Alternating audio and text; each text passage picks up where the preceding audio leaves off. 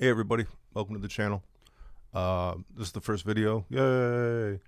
Uh, and I figured I'd start it up just as a resource to kind of help people along with, all sorts of different aspects of audio production. So to start, we're going to start at the very, very, very beginning, because I've been getting a lot of files from people that, are really trying to make music and share their voice, but are having a hard time with some of the rudiments. So I figured we'd start there. So check out this other video real quick, and I'll meet you back here in a minute.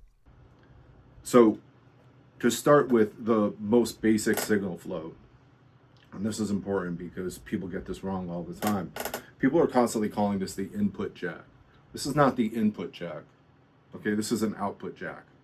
And I mean, my entire life I've been messing up pedals trying to figure out, so the output goes to the input and the input goes to the output, and like I'm screwing it up, and I'm supposed to play and my guitar doesn't work. My whole life I've been doing that. But my whole life people have been calling this the input jack. It's not an input jack. This is an output jack. The guitar makes sound, and then when you plug the cable in, it's a send. We're sending the signal out. So anything that you plug into your interface is a device that's going to make sound or whatever, and it's an output, it's a send. The same thing holds true for a mic. So if I go to a mic, this is an output of the mic. Like when I sing into the mic, I'm coming out of my mouth into the mic, and then the mic is going out. Okay? So if you come over to the interface where this is plugged in, you can see I have a mic in input 1 and my guitar in input 2. Okay, so the guitar cable or the instrument cable, I'm going to plug into the interface. This is a special kind of input that they have on here where this is an XLR input and a 1/4 inch input. So I'm going to put my guitar into input 2, and the XLR is going to fit this type of male. This is a male XLR, by the way. This is not female. These 3 posts are the male, and this is going into the XLR input of the interface. So I have a mic in 1 and I have an instrument in 2. Then the only thing that I need to dial is this input, but we're going to get to that in a second as we go over to the DAW. So let's go over to the DAW and I'll show you how to dial the rest. Okay, so now that you saw that, let's go over to the DAW. Why are my hands doing this? So I use Reaper. You don't have to use Reaper. You can use whatever DAW you want. I don't care. If you're newer to this and you're having trouble working in the DAW that you're working in, if you use Reaper, like the big advantage is you can follow along with me. But other than that, they're all kind of the same at this point. They don't. I mean, I can get to a big long thing about DAWs, but I'm not going to. I want to keep it on task. So once I have everything plugged in the way that it's supposed to over here, when I go into the DAW, and if you download Reaper, I'm not going to show you where to download it. It's reaper.fm. All you got to do is Google it. It should look like this right out of the bag. It'll either look like this or like this. And it'll probably ask you to set up your sound card or your device, your audio device or whatever. I have mine set up here. I take you through that because everybody has a different audio device, but I guarantee you there's a YouTube video for how to set up your audio device in Reaper. So do so. And then if you come over here into this field and double click, you'll create a track. Okay? So it's the first thing we want to do. And what I'm going to show you today is basic production for tracking. So let's start with a guitar because it's the easiest thing to show. I could use voice, but I'm using, my vocal mic to talk to you guys. So let's just call this guitar since I was just plugging a guitar in. And the first thing you want to do after you label it or whatever, if you feel like labeling it, is go over to this button here, this record button, and right click it. And when you right click, you do a lot of right clicking in Reaper. It's just the way it works. You want to go down here to the inputs, and you're going to see input MIDI, input stereo, and input mono. Now, I'm not going to get into the difference between stereo and mono because, again, it's a longer thing. I want to make this video quick and I want to get it out so people can use it. And I already talked too much, so it's a problem. All right. So if you're using one source, like a guitar, then you're looking for a mono input because you're only getting one source. And you might be saying, Nick, I go through my processor and it has stereo outs. Like, we'll get into that later if you do that. But for now, if you're just plugging directly into the interface, one instrument, you want to go mono. So like I showed you in the other video, I have my guitar set to input 2. So I'm going to put it on input 2. And there we go. Now, in order to get this to work, to start reading the guitar, I have to arm the track. So to arm it, you left click. Okay? And then as long as all my volumes are up, I have guitar. So once I'm armed and ready to play the guitar, my guitar's in tune, you know, everything's ready to go, then I want to set my gain. And the way you set your gain is this. So first you decide, like, so this is for an actual recording of an actual song. If you're just writing, it's whatever, you know what I mean? You can futz and do whatever you want. But if you're actually recording a song, like say you have a song written and like you're ready to track the song, this is the way to do it. So you go to the first guitar that you're going to do. Say it's rhythm guitar left. Say your object is to do a track of rhythm guitars and 2 tracks of rhythm guitars pan left and right. And then you're going to do a solo up the middle. Okay. And that's your strategy for guitars, as it were. So our first guitar is going to be guitar left. What you want to do is play the guitar, and this is key, and people miss this all the time, is that you want to play the part as loud as you're going to play it when you play the song. So you don't want to like check your input volume like this, you know, and see if it's coming through. You want to play properly with a strong hand. Okay? You also, if the guitar part is like,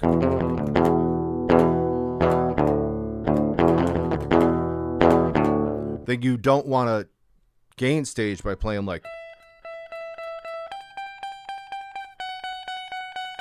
because I mean, you can see the difference in signals on the meter right here. If you look at this one, where I'm on the low register of the neck, I'm coming in just under -6, which is what I want. But over here, I'm coming in at almost -30, which is a completely different gain stage, and it does different things.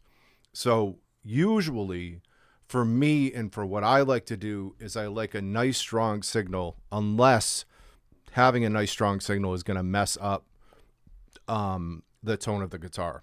And I'll explain more about that in a minute. But first, so let's do a rhythm guitar take, okay?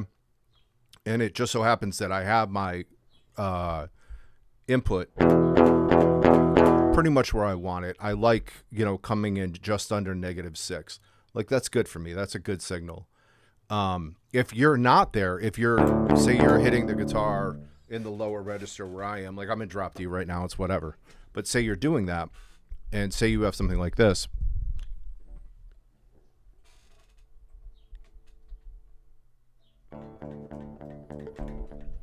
Say you're getting like a -30 in the low register. It's going to look like this when you record it.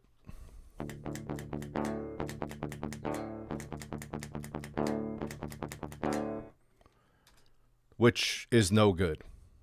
We don't want that. That's too low. The signal is weak there. We can turn it up, but you really don't want to mess with this. This is called clip gain up here. We can turn it up or down here, but you really don't want to mess with this much if you don't have to. Or rather, you can, but you want to get the source as close to what it's supposed to be on the way in. If you need to clip gain a little bit here and there, it's not a huge deal. But like, I don't want something coming in at, what is this, -30? Yeah, it's like -30. Like, I don't want something coming in at -30. that's supposed to be a good strong signal. I want it coming in at like -6. So I wouldn't want to take this and then bring this all the way up to like -30. Like that doesn't make any sense. There's situations where you can do that if you have to, but it's not a good practice for when you're first tracking. What you want to do is get a good strong signal if you're doing that kind of guitar. So I'm just Control-Zing out of there, and I'm going to go back over to my input, and I'm going to dial it in until when I'm playing that I'm hitting just under -6.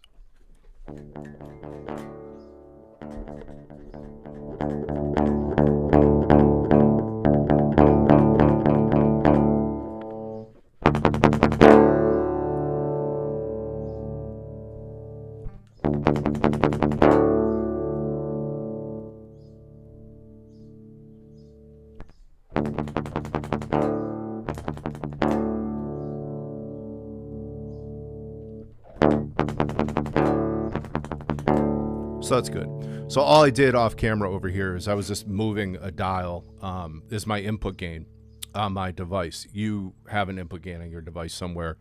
Mine is just a knob that is attached to whatever channel. Yours should be that like that as well. But as you're playing, check, and you want to check in two places. You want to check and make sure that on the interface itself, there should be some kind of meter that's showing you that you're in the green. You should either be in the green or the yellow on your device. If you're in the red, that's no good. You're clipping. So if you're clipping over there, no good. Also, you should check in the DAW. So if you're clipping in the DAW, like you know, I'm coming in at just under -6, which is where I want to be. If I'm clipping in one of these places, something is wrong. Okay, so if I'm way over in making this red, I don't think I can clip it because of the way the gain is. But here, I'll see if I can demonstrate.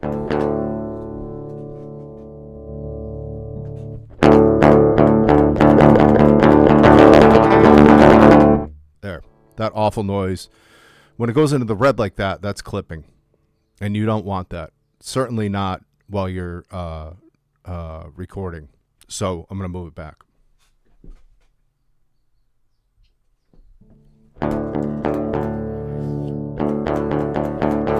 And it's right back to where I want it. And notice that when I'm checking the guitar and I'm checking to see what it is, I'm playing just as I'm going to be playing. And so say that now I'm going to track the whole song, right?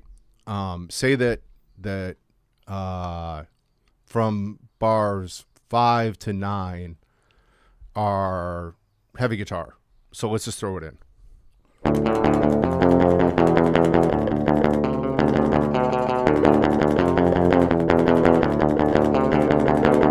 There's a 2-bar loop of it. Good. Whatever. Okay. That's a nice strong signal. That looks good. That's going to feed whatever amp sim I have or whatever the case may be. If I want to reamp it, that's going to feed it nice. It's good. So the trick to this is now, and this is super important, is that I don't want to change what I'm doing to go on to the next thing. So say like, all right, so the next thing that happens in the song right here is a verse. And there's, you know, a really, it's like a grunge song from the 90s. And it's like, oops, I'm on the wrong input here. I have my mic in input 1, so it's like double voicing. But say it's like a grungy song or whatever. And you're doing one of these jobbers, you know, throwing like a quick little, you know, like a single note thing over it. Say that's the next thing that happens in the song. Like, first of all, you absolutely don't want to do that on the same track. That's a completely different thing. Okay? So if that's what happens next in the song, let's say that this is the next part. This.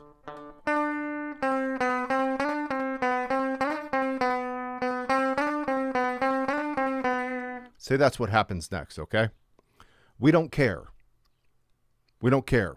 We're going to go past that and come back to it because we're already in this tone. We're already working with this guitar tone. So say it's a verse, chorus, verse song, like a pop song or like a metal song or whatever, like a pop metal song or whatever the case may be, which I write a lot. I love that kind of music. So I'm going to skip the verse altogether and not play it. And then when this guitar is supposed to come back in, let's assume it's right here.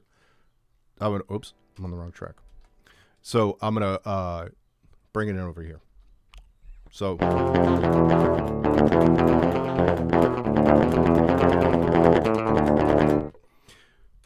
and I'm going to continue doing that all the way down the line wherever this kind of guitar part shows up in the song. So if it's a rhythm guitar part or a heavy guitar part, I'm going to track it all at once. The whole track. All the way done, whatever it is. Say it's like it'd be a 25-minute song. I'm tracking all the way to here with just this tone in just this gain stage. Okay? Then, after that, I'll go back and fill in on a new track. Say there's this part or whatever. It's a single note thing. Then I can write that in, and I'm going to do it on a new track. So.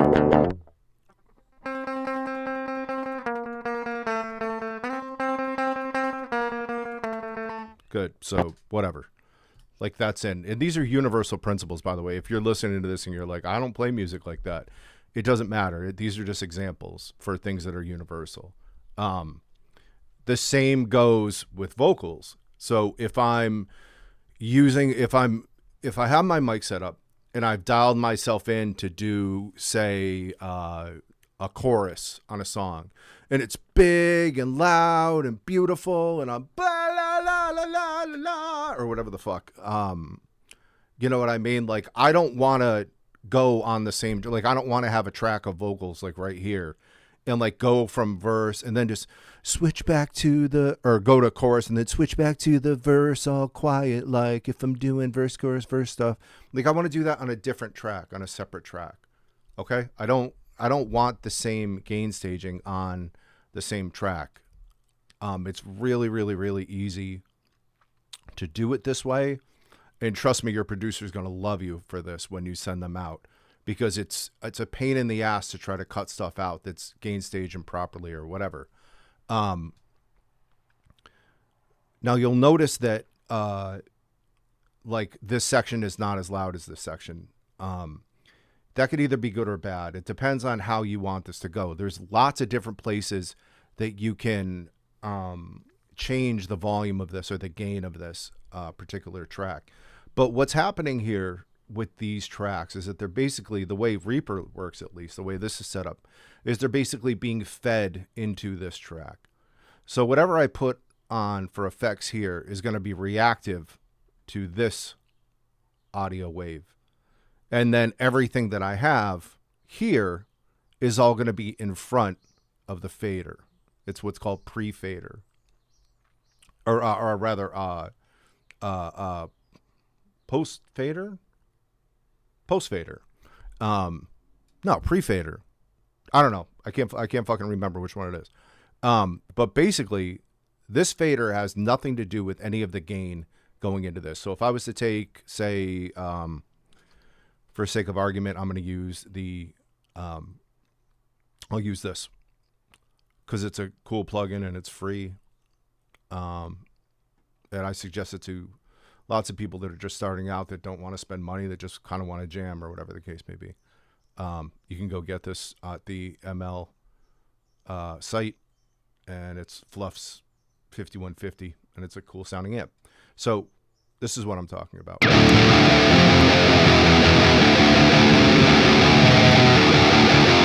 All right. So this audio wave is feeding into this amp now. I've put an amp here. This fader is just going to control the amped signal. It's not going to control the line going into the amp. In order to control that gain, I can either do it here, and I'll show you the difference in sound. Like if I have a bad signal, if it's very low, it'll sound like this.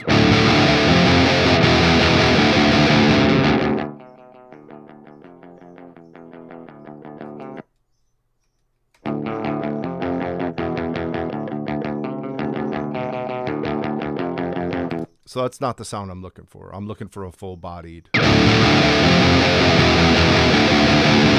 So you can tell, like, if your gain stage is wrong, you're going to have problems.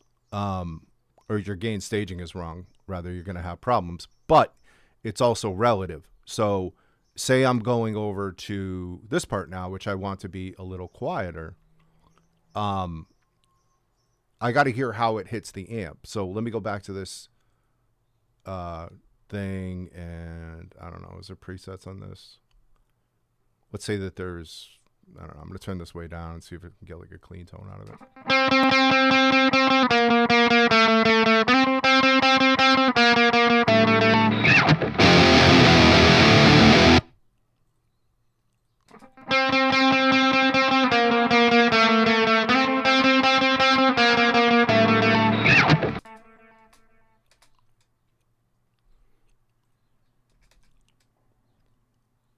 Okay, where did we stop working? Oh,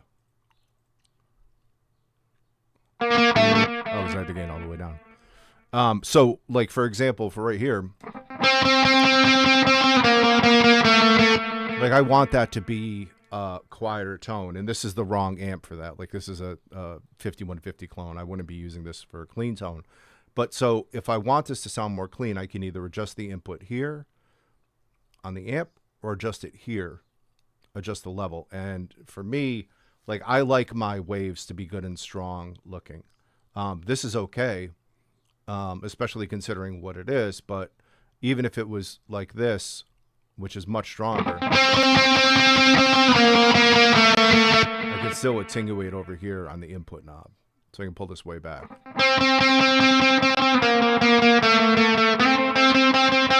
I get something that's cleaner sounding, and then a mixture of both.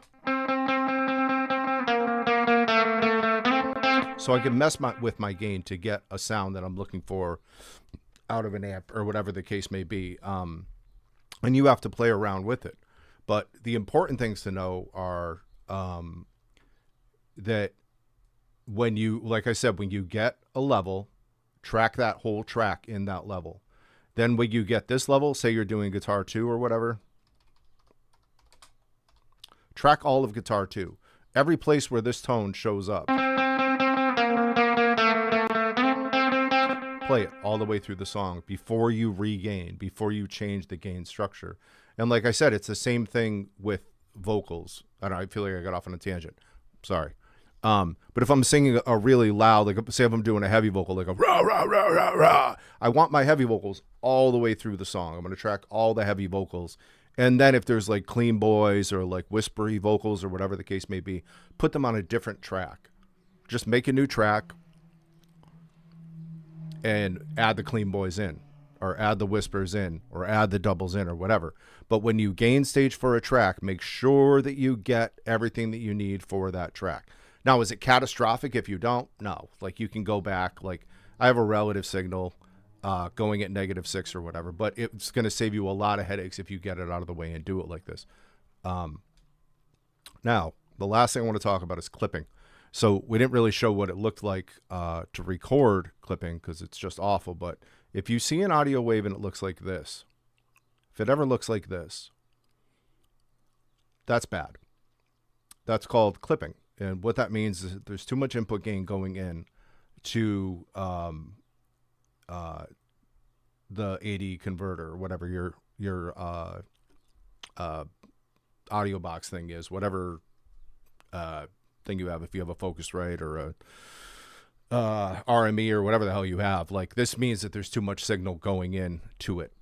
And then when I'm playing the guitar, it's way, way, way, way, way too loud receiving. And it's going to cause all sorts of problems. Can you get around it? Sometimes you can get around it, especially if you're feeding into a sim. Is it at all advised to do this? No, never. If you ever see anything like this, and the transients, these things at the top here are called transients, these little pokey things, and at the bottom, or I should say the left and the right. If you ever see them cut off like they are up here, that's a negative. That's a no-go. You don't want that. Okay? So that's today. Just a real quick explanation of how to track properly and get this stuff going.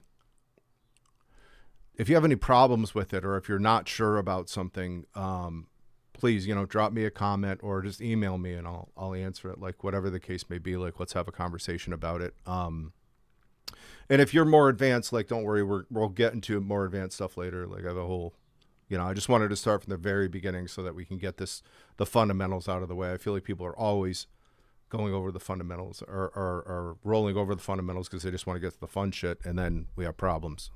So now you have no excuse. You know exactly what to do. And like I said, if you have a problem, just drop me a line. And again, if this isn't for you, just keep it moving. Like there'll be something for you soon.